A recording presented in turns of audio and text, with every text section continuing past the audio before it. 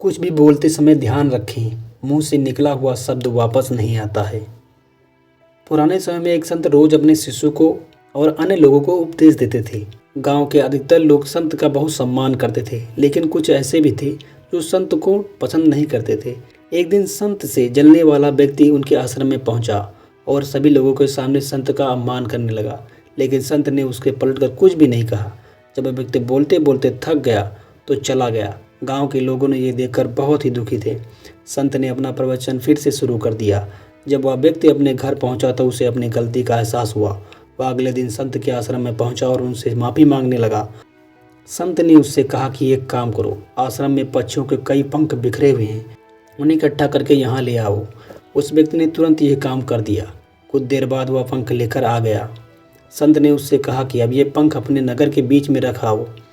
वह व्यक्ति संत की आज्ञा मानकर नगर के बीच में पहुंचा और सभी पंख रखकर संत के पास पहुंच गया। संत ने उससे फिर कहा कि अब एक और अंतिम काम कर दो, वे सारे पंख वापस लेकर आ जाओ। जब वह व्यक्ति नगर के बीच पहुंचा तो वह सभी पंख उड़कर इधर उधर फैल गए थे। सभी पंख को इकट्ठा कर पाना उसके लिए मुश्किल था। वह खाली हाथ ही संत के पास पहुंचा और पूरी बात बता दी। संत ने उससे कहा कि भाई, ठीक इसी तरह जब तुम गुस्से में होते हो तो जो कुछ भी बोलते हो वह दूसरों को दुख देता है। जब हमारा मन शांत होता है तब हमें गलती का एहसास होता है, लेकिन हम तब कुछ भी नहीं कर सकते। जिस तरह सभी पंखों को इकट्ठा कर पाना संभव नहीं है, मुंह से निकला शब्द वापस नहीं लिया जा सकता है। इसलिए गुस्से से बचने के लिए और कुछ भी बोलते समय बहुत सतर्क रहना चाहिए।